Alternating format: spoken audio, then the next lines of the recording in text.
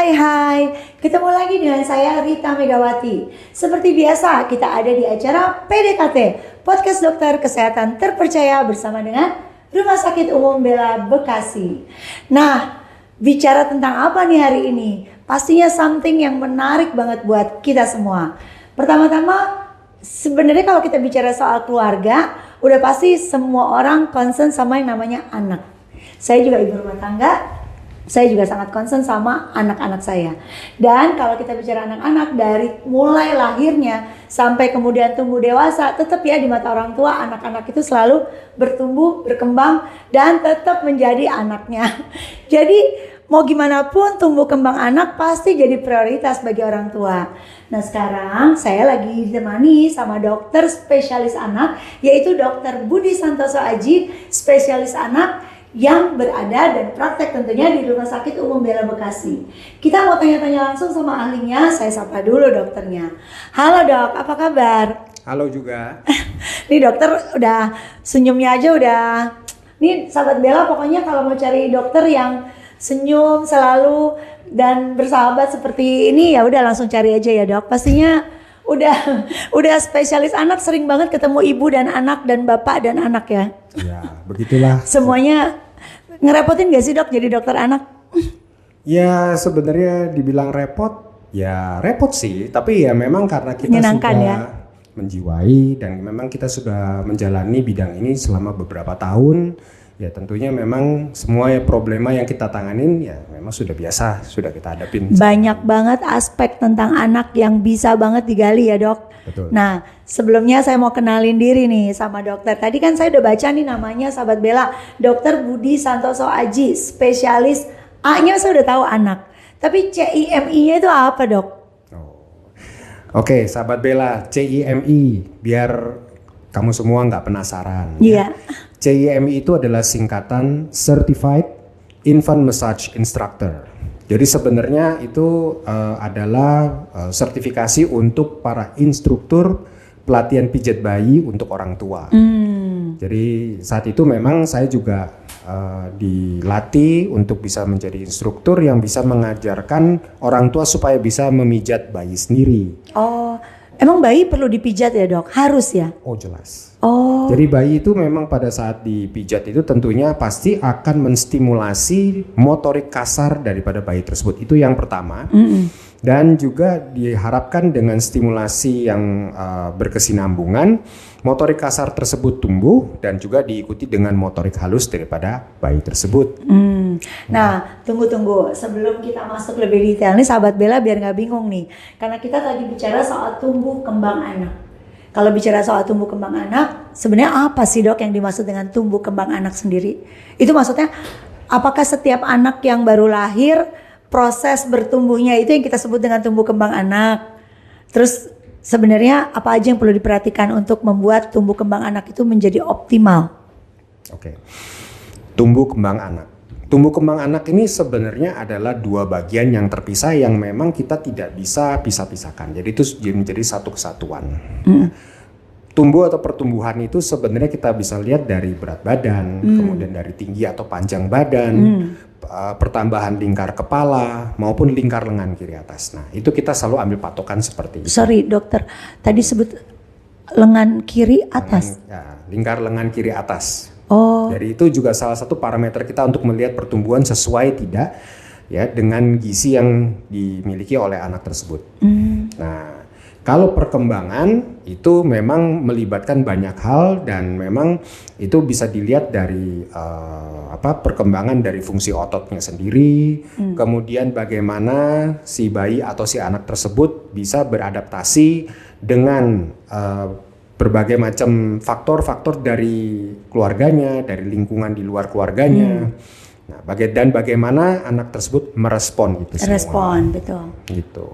Oh, jadi kalau kita bilang berarti sebenarnya semuanya dilihat berdasarkan harus sesuai dengan standar gitu ya, Dok ya. Betul. Jadi mengenai tadi pertumbuhan lingkar kepala. Ya. Tadi saya tertarik dengan lengan kiri atas. Itu harus kiri ya, Dok? Ya, memang pada waktu itu memang patokan yang diambil harus kiri. Oh gitu. Padahal Kalau kita taunya kalau lengan itu kiri makanan sama ya dok, tapi ternyata untuk pengukuran sendiri standar dokter adalah lengan kiri atas. Oke. Ya, tapi ya memang lengan kiri atas tersebut sekarang sudah jarang dijadikan parameter untuk ukuran di sini, karena ada beberapa dosen saya juga yang memang yang lebih mengutamakan pertambahan berat badan, panjang atau tinggi badan, maupun lingkar kepala. Oh ya. Nah, lingkar lengan kiri ini memang sekarang sudah jarang sekali karena memang untuk mengukur itu digunakan alat khusus yang kita bilang kaliper. Nah, sekarang tuh terus terang aja jarang sekali dokter anak, even sekalipun memang konsultan tumbuh kembang anak itu menggunakan kaliper itu sendiri. Jadi banyak banget tolak ukur lainnya ya dok yang dipakai ya. Dan kalau kita bicara soal tumbuh kembang anak tadi, mengukur mulai dari lahir sampai kemudian pertumbuhannya sendiri harus sesuai dengan standar-standar yang ya tentunya dokter lebih paham mengenai hal itu. Dan ini kan dokter mendeliverkan dan mengedukasi kepada para orang tua ya dok ya. Itu biasanya saya pernah dengar yang namanya periode emas. Ya apa sih dok yang dimaksud dengan periode emas tumbuh kembang anak itu? Usia berapa itu?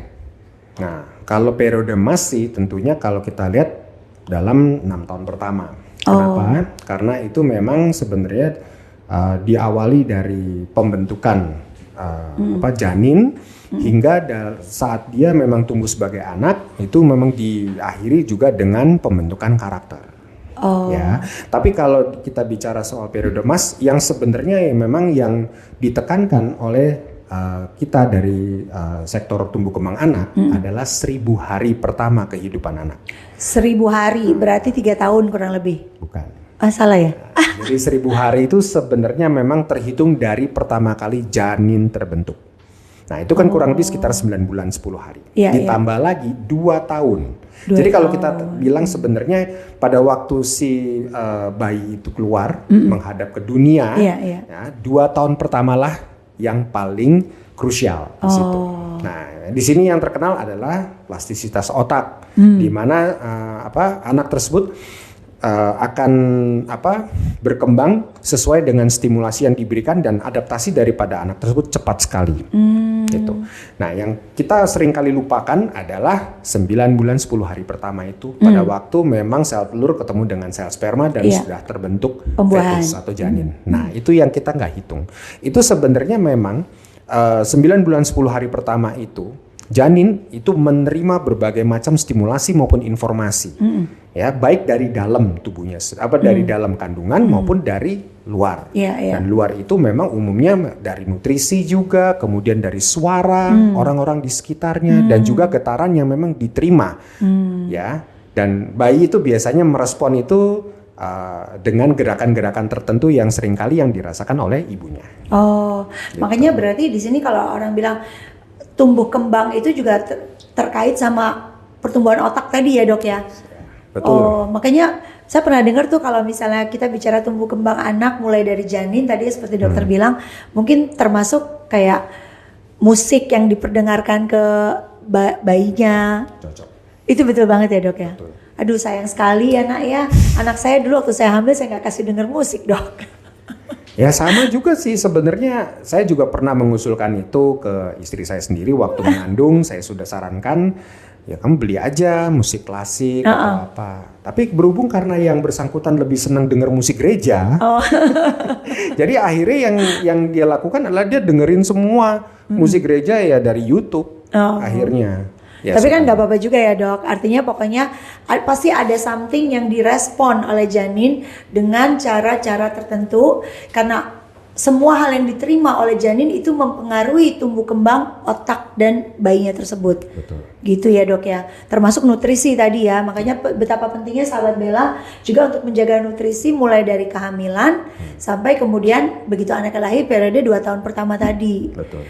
Pasti berarti ada kaitannya juga sama yang namanya ASI ya dok. Karena air susu ibu biasanya pemberian ASI itu juga sampai 2 tahun pertama kan. Betul. ASI itu nggak bisa memang dilepaskan gitu dari perkembangan anak itu sendiri. ASI itu adalah memang saluran bonding kalau kita bilang ya antara ibu dengan anak. Ya, jadi walaupun memang orang pada bilang bonding itu pertama kali terjadi adalah pada waktu janin terbentuk. Ya, ya kan? Nah, di mana si ibu seringkali bicara dengan janinnya. Pada waktu janin itu sudah berbentuk anak dan memang dilahirkan ke dunia, disitulah memang bonding dilanjutkan oleh ibunya. Nah, salah satunya bukan cuma hanya menyanyikan dan sebagainya, tentunya tadi seperti yang sudah dibahas bahwa nutrisi ikut juga berpengaruh pada perkembangan anak. Nah, nutrisi pertama yang diterima oleh anak begitu keluar ke dunia adalah ASI. ASI, iya. Nah, makanya saya bilang ASI nggak bisa dilepaskan daripada hubungannya dengan perkembangannya dia maupun pertumbuhan bayi tersebut. Gitu. Wow, betapa pentingnya tuh ya buat sahabat Bella, penting banget untuk selalu menyiapkan mulai dari dini. Dan dok, kalau kita bicara perkembangan pada anak setelah lahir, itu biasanya dibagi perimeternya apa sih dok? Kalau kita bicara soal perkembangan tumbuh kembang anak itu? Oke, nah perkembangan itu memang kita harus lihat ada 4 sektoral. Yang pertama kali adalah motorik kasar, kemudian disusul dengan motorik halus dan adaptif, lalu bahasa, dan juga perkembangan interpersonal atau sosial personal ya di sini. Nah, kalau yang motorik kasar gampangnya kalau kita lihat pada waktu si anak itu melakukan gerakan-gerakan tangan, kaki, ya, kemudian dia memang nanti akhirnya bisa duduk, kemudian bisa mencoba berdiri, akhirnya sampai bisa berjalan, itu kasarnya, ya, sampai bisa melakukan gerakan besar seperti melompat dan berlari. Nah, kalau motorik halus, umumnya memang mengandalkan kecekatan daripada anak tersebut yang melibatkan penglihatan, pendengaran, dan juga memang jari-jarinya dia. Jadi dalam melakukan instruksi yang diminta juga. Ya. Nah, kalau untuk perkembangan bahasa, nah tentunya memang pada waktu pertama kali si anak ini kan tentunya bersuara. Nah, bisa nggak dia mengikuti suara daripada orang-orang di sekitarnya yang kebetulan ada di dekatnya dia, merespon dengan apa, senyuman, misalkan, kemudian lalu pertama kali dia mengeluarkan suara yang seperti berkomunikasi yang kita bilang babbling atau cooing, itu biasanya di sekitar 3 bulan pertama. Ya, kalau kita dengar misalnya anak lagi digodain, nah ya kan. Kemudian disertai juga peningkatan bahasanya menjadi pengulangan suku kata yang kita sering dengar dengan ba. Nah, ini yang sering kali disalahartikan dengan babbling. Padahal ini pengulangan. Ini kalau kita bilang namanya monosilabel. Nah, itu awalannya. Lalu sampai akhir dia bisa mengatakan satu kata yang jelas sekali, dan itu kebetulan bukan suku kata. Jadi itu bisa penggabungan dari 2 suku kata yang sama. Contohnya mama, ya, baba, baba. Nah, itu dia sudah membentuk satu kata, baik tidak berarti maupun berarti. Gitu. Ya, nah nanti juga akhirnya seiring dengan usia pertambahan kata-kata itu sendiri juga sebenarnya memang ikut juga dipengaruhi oleh lingkungan yang di sekitarnya dia. Kalau lingkungannya memang sering kali mengajak ngobrol si bayi, otomatis dia lama-lama juga pasti menyerap kata-kata yang memang sering kali didengar oleh dia. Apalagi yang ngajak ngobrol dia itu orang yang dia sayang, orang yang dia senengin. Nah, dia pasti akan sering nanti sering mendengarkan, dan lama-lama atau dia bisa ngomong kata-kata yang diucapkan itu seringkali tidak terduga. Kita memang seringkali mengharapkan mereka ngomong mama, papa, baba. Anak saya sendiri aja kata pertamanya aja bukan mama maupun papa, ban. Kenapa? Karena anak ini seringkali main deket sepeda motor mamanya. Dan dia suka tepuk-tepuk ban. Nah, sementara dikasih tahu ini ban. Nah, jangan deket-deket ban. Jangan deket-deket ini. Nah, akhirnya dia bisa ngomong tetap ban. Kita juga bingung loh, kata pertama ban. Tapi nggak apa-apa ya, kita amini juga. Nah, contohnya seperti itu. Nah, lalu kemudian kalau yang terakhir itu adalah interpersonal atau sosial personal. Nah, itu juga bagaimana dia merespon orang-orang yang ada di sekitarnya. Seperti ya kita bilang 2 bulan pertama anak-anak itu memang dilihat bisa berkomunikasi adalah dengan social smile. Jadi kalau dia melihat ada bayangan di depannya dan mungkin mendengarkan suara-suara yang saat itu memang bisa menggoda dia untuk mungkin dianggap bayi itu mungkin dia menganggap bahwa ada yang joking sama dia. Dia pasti kebanyakan tertawa. Dia pasti kebanyakan senyum. atau malah kita nggak perlu harus kitik-kitikin dia, nggak perlu. Karena kadang-kadang yang kita lakukan tuh bikin bayi-bayi itu menjadi irritable, marah, gitu ya. Tapi begitu dia lihat ada suara-suara yang memang menurut dia mungkin cukup humoris, dia kan pasti ketawa. Nah itu kemudian nanti berakhir pada waktu bagaimana dia bisa mengikuti arah suara. Yang tadinya memang dia hanya menengok ke satu arah, kemudian nanti lama-lama dia akan berganti ke arah suara itu tersebut. Dan juga pada waktu sekitar mulai usia 5 bulan ke atas, nah sensor penglihatannya berjalan. Usia 5 tahun ke atas? 5 bulan. 5 bulan. 5 bulan ke atas, dia mulai bisa memperhatikan orang. Ya, jadi yang tadinya digodain happy-happy aja, diajak ketawa happy, begitu dia mulai paham, dia mulai bisa menilai apakah yang di depannya dia sukain apa enggak. Iya, bisa nangis, bisa digendong ketawa. Orang nggak kenal nggak mau. Kadang malah nggak nangis, tegang mukanya di situ juga. Ya. Bagaimana dengan melihat warna, Dok? Itu biasanya termasuk nggak termasuk dalam tumbuh kembang anak nggak untuk membedakan, oh dia udah mulai bisa melihat warna sama yang enggak? Betul. Itu juga termasuk. Itu justru memancing rangsang dia. Nah, makanya kan seringkali kan kita menempatkan mainan yang beraneka ragam warna di atas penglihatannya dia. Pas 90 derajat. Dia melihat itu, nah kita lihat responnya bagaimana. Pertama mungkin dia belum tentu langsung menilai warna-warna tersebut. Tapi yang jelas kalau dia memang tangannya ini sudah banyak bergerak, tangannya akan berusaha menggapai. Pertama itu. Betul-betul. Ya. Nah, jadi berbagai macam interpersonal juga seperti itu. Ya. Nah, Dok, kalau bicara seperti itu, sebenarnya peranan orang tua sendiri itu apa sih, Dok, yang bisa dilakukan oleh para orang tua nih, sahabat Bella, untuk bisa mengoptimalkan tumbuh kembang anak? Selain tadi kan dokter udah bilang nih, kalau saya tadi secara awam menyimpulkan, makanya kan orang suka bilang gini, oh anaknya pintar ngomong, cepet ngomongnya, kenapa? Pengasuhnya soalnya bawel katanya. Ya kan, yang ngasuhnya sering banget ngajak ngobrol, sering nyanyi. Itu beneran pengaruh ya, Dok ya? Dan secara kasat mata lagi-lagi, apa sih peranan orang tua untuk mengoptimalkan tumbuh kembang anak? Menurut dokter bagaimana nih? Wah, peran orang tua kalau soal begitu memang krusial dan sangat vital di situ ya. Jadi gini, anak belajar pertama kali dengan cara bagaimana? Meniru. Nomor satu adalah meniru. Nah, dia paling gampang meniru adalah pada orang-orang yang memang seringkali berkomunikasi dengan dia, seringkali mengajak dia berkomunikasi, ya dalam arti ngajak ngobrol, walaupun si anak itu belum mengerti caranya membalas. Ya, kemudian perhatian dari orang tersebut itu memang benar-benar bisa membuat anak itu serasa memang dia itu dimiliki dan aku memiliki kamu, gitu. Berasa disayang ya, Dok? Berasa disayang. Kalau yang berasa disayang dan dia kemudian menyenangi orang tersebut, otomatis dia akan meniru. Suka nggak suka ya dia akan tiru itu semua. Ya. Nah jadi kalau dibilang tadi ya seperti Bu Rita bilang, kalau dekat sama pengasuh yang bawel dia akan ikut bawel, bisa ya bisa enggak. Nah tadi sahabat Bella harus tahu di sini.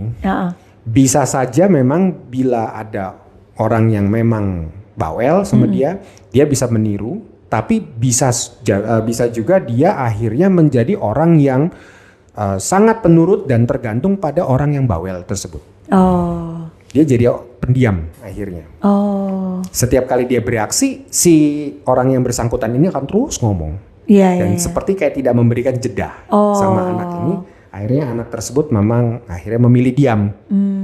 Dia akhirnya cuma jadi pendengar. Makanya kenapa perlu banget memiliki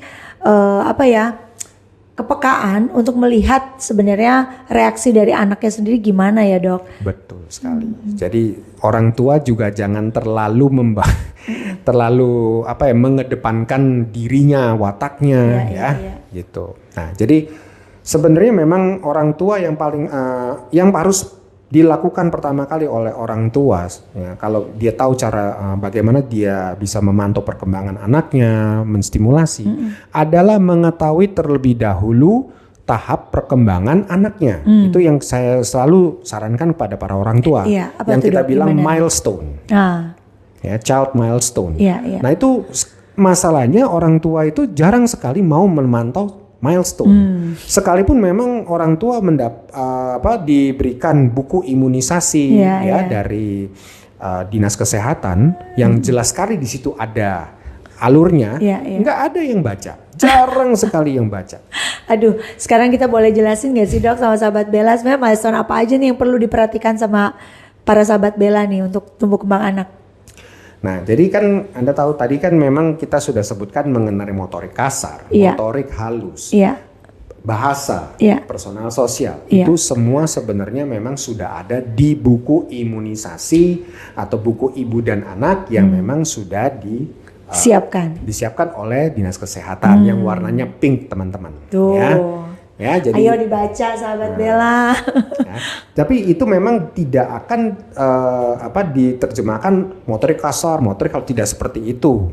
Ya, mereka membuat itu lebih ringkas di mana seperti kayak pada tahap tertentu. Usia 3 bulan harus tercapai apa saja, ABC. Usia 6 bulan ABC, usia 9 bulan ABC. Itu semua memang sudah dijelaskan. Nah, berarti udah ada checklistnya ya, Dok ya. Betul. Kalau sampai nih ternyata setelah dilihat kok ada yang mengalami keterlambatan tumbuh kembang, itu orang tua sebaiknya gimana tuh, Dok? Kalau sampai udah kelihatan seperti itu gejalanya. Kita ambil patokan dari setiap 3 bulan. Ya. 0 sampai 1 gimana, 1 sampai 3 gimana, 4 sampai 6 dan sebagainya. Nah, itu biasanya ada checklist yang memang orang tua wajib lakukan. Misalkan di usia 3 bulan, yang A ada, B ada, C tidak ada. Itu jangan langsung diisi. Itu kosongkan. Nah, kalau seandainya pada waktu bulan berikutnya muncul, nah baru Anda contreng di situ. Nah, itu kita bisa memantau mana yang terlambat, apakah itu masih dalam batas yang bisa ditoleransi atau sudah harus minta pertolongan. Iya. Nah, tapi kapan kita minta pertolongan dan sebagainya, ya itu sebenarnya diserahkan kepada orang tua tersebut. Orang tua tuh punya sense of crucial. Jadi orang tua tuh tahu bagaimana kapan dia itu akan butuh menyikapi. Ya, ada yang misalkan, contrengnya udah kurang 1 aja, langsung dia konsultasi, panik. Saya harus gimana, Dok? Saya harus gimana? Padahal mungkin itu masih dalam batas toleransi. Karena si anak ini memang mungkin untuk sikap tersebut tidak terlalu banyak menerima stimulasi. Oh ya. Dan masih bisa dikejar ya, Dok ya, keterlambatannya ya. Nah, berarti boleh nggak saya simpulkan gini, yang pasti buat sahabat Bella sekalian, kita sama-sama sudah sepakati dulu nih bahwa tumbuh kembang anak ini merupakan suatu hal yang sangat-sangat penting pastinya, karena generasi muda tentu akan ditentukan oleh bagaimana sehatnya mental dan juga tumbuh kembang anak yang baik dan benar.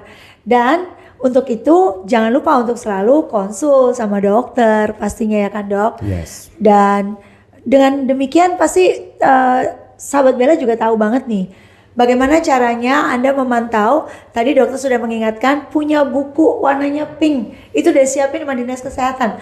Tolong dibaca, dipantau sehingga Anda bisa mengikuti tumbuh kembang anak Anda dan pastikan tumbuh kembang anak Anda bisa berjalan secara optimal. Karena pengaruhnya bukan cuma secara motorik kasar, motorik halus, tapi juga bahkan bahasa dan interpersonal tadi. Betul. Wah, itu kalau pikir-pikir memang yang namanya manusia mulai dari bayi sampai besar luar biasa ya, Dok, bertumbuhnya kan. Betul. Kita aja kan ya bukan cuma secara fisik ya, Dok, secara mental, kemudian tumbuh kembang otak, bisa merespon orang, punya EQ dan IQ, betul ya, Dok ya? Nah, itu penting banget.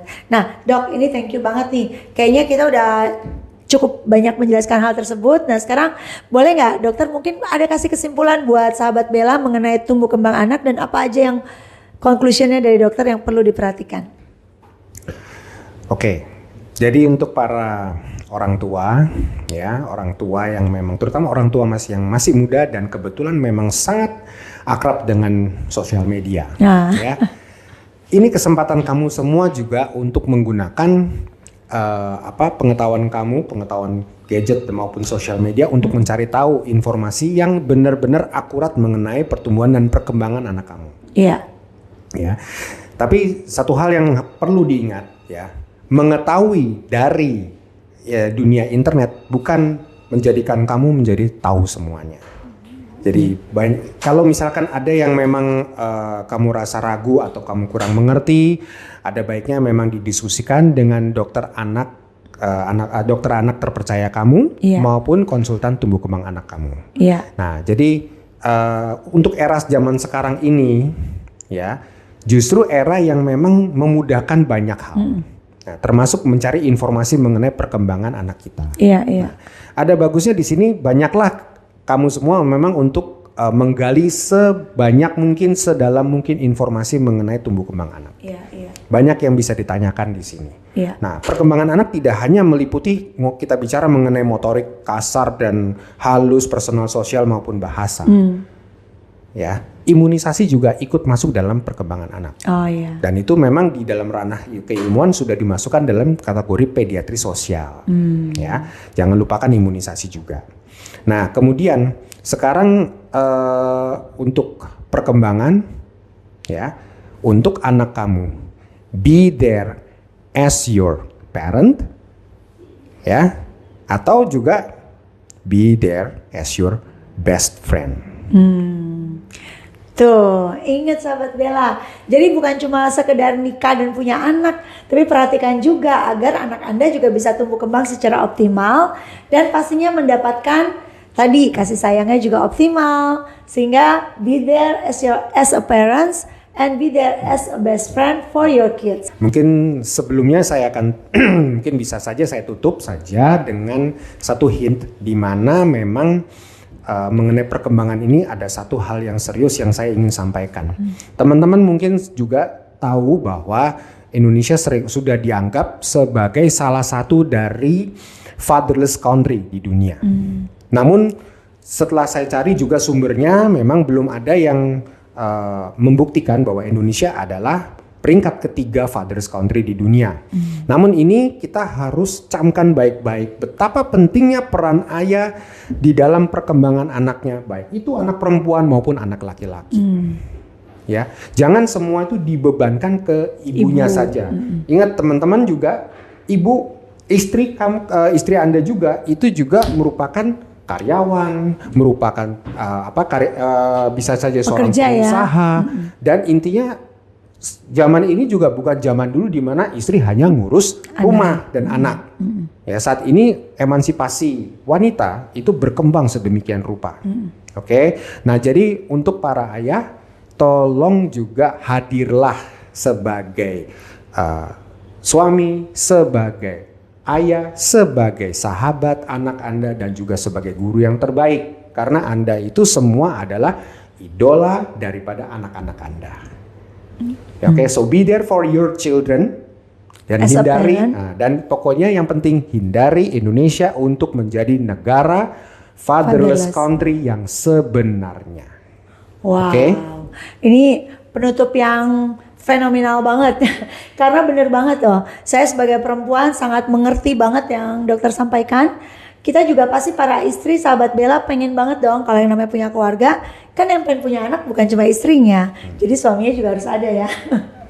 Nah, thank you banget ya dok ya. Saya mau ingetin lagi buat sahabat Bella bahwa saat ini di Rumah Sakit Umum Bella Bekasi sudah memiliki klinik layanan unggulan, yaitu klinik tumbuh kembang anak yang langsung ditangani oleh dokter yang ahli dan berpengalaman, pastinya yaitu Dr. Budi Santoso Aji, spesialis anak khususnya untuk tumbuh kembang anak. Jadi pastikan Anda juga, bagi Anda yang ingin tahu mengenai tumbuh kembang anak yang optimal dan kita bisa melahirkan generasi muda berikutnya yang pastinya bisa menjadi pribadi yang baik, ya disitulah tempatnya Anda langsung berkonsultasi dengan dokter ahlinya. So jangan lupa untuk dapatkan informasi-informasi menarik lainnya di PDKT, langsung aja subscribe channel YouTube kita dan follow Instagram serta TikToknya, dan jangan lupa install mobile apps dari Rumah Sakit Umum Bella Bekasi Karena di sana Anda juga dapat mengikuti semua informasinya, termasuk jadwal dokter-dokter ahli yang ada di Rumah Sakit Umum Bella Bekasi, termasuk jadwalnya Dokter Budi. Ada di situ ya, Dok? Yes. Thank you, Dok. Sama-sama. Terima kasih banyak buat kesempatannya. So, saat ini kita tutup dengan salam sehat buat sahabat Bella. Salam sehat. Thank you, Dok.